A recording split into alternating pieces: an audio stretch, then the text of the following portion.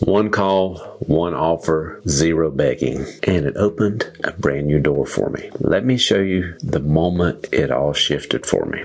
See, if you're rebuilding right now, after a layoff, maybe a pivot you had to make, maybe a setback, this episode today is for you, because opportunities, they don't always come from the perfect plan. Sometimes they come from just showing up in the middle of the mess. I'm Miles Threat. Thank you for joining me for Legacy Leaders Lounge today, where I help operations, manufacturing, and supply chain leaders build adaptive, high-performing teams that thrive in the chaos. And I know some of you have experienced all kinds of chaos with these recent layoffs. Plus, we have all kinds of uncertainty in our economy right now. I'm going to walk you through a real conversation I had with one of the owners of a roofing company I'm working with, and how I made an offer, what they said back, and why the one word told me I was in the right room. But let me take you back for a moment, where I had an identity test. Back in October of last year, I got laid off after 3 years at this company, and I had a choice, either wait or move. So back in October, when I got laid off, I'd spent 3 years in that organization transforming their operations and supply chain leadership training. And I'm not going to lie, when something like that happens, it messes with you. Because you're not just losing a job, you're losing your routine, you're losing certainty, you're also losing a version of yourself. And I had a decision to make. I could sit around and wait for the perfect coaching client or workshop to land in my lap, or I could move. I could build momentum for myself. See, my son Justin, he'd been working in roofing sales, and he got me connected with the owners of Invictus Roofing.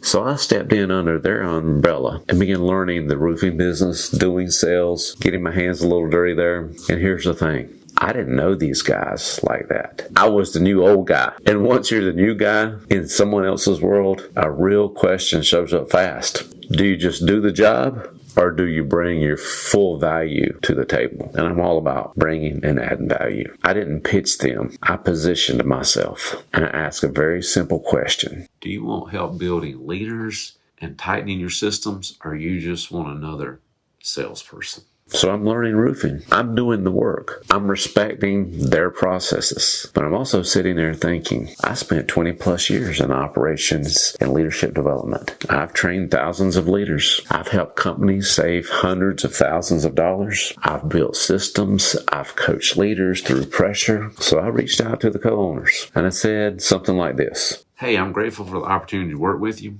I also want you to know what I bring to the table. See, if you ever want help developing your leaders and optimizing your processes, I'd love to explore with you. Plus, here's a copy of my book. No pressure, just tell me if it fits where you're going. Notice what I didn't do. I didn't beg. I didn't over-explain. I didn't try to prove myself. I made a clear offer and asked for a fit. And here's where it got very interesting, because their response told me everything about their culture in just one word. They didn't get defensive, and they didn't brush me off. They actually said, we're flattered. That word is a leadership tale.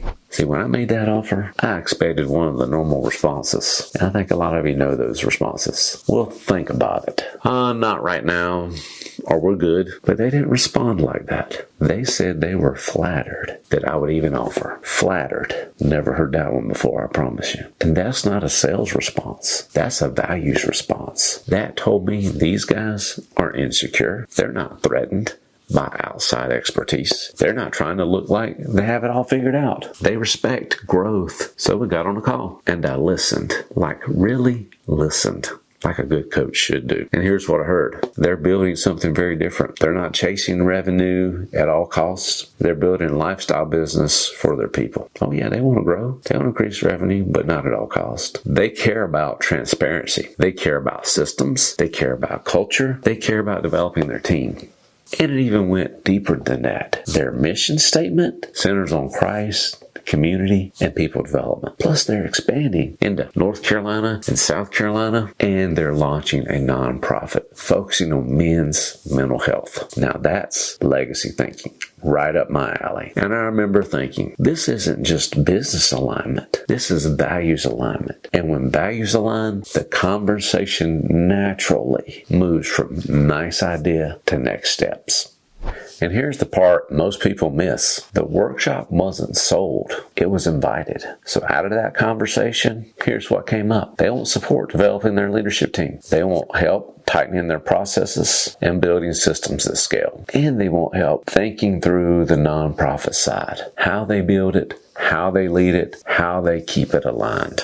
Now, we haven't signed a contract yet, but they said yes. They're interested, and the door is open. Not because I came in with a fancy pitch deck, but because I showed up with calm confidence and real respect for what they're building. And that's the lesson, because this wasn't about roofing. It was about showing up when you're rebuilding. So if you are rebuilding right now, hear me out. People don't reject your offer. They reject your energy. When you're rebuilding, people can smell desperation. Smell it as it's walking it to the door. And desperation makes you do weird things. It makes you talk too much. It makes you disconnect too fast. It makes you chase people who aren't aligned. But authenticity, that's calm. It's clear. And finally, it's confident. I didn't know if they'd say yes. I didn't have a guarantee. But I showed up as myself with my experience. And I asked clean questions. Is this a good fit for what we're trying to do? That's consultative. That's value-based. That's partnership. Not pushy, not needy, just what I can do. Here's what I've done. Does it align with where you're going? And they said yes.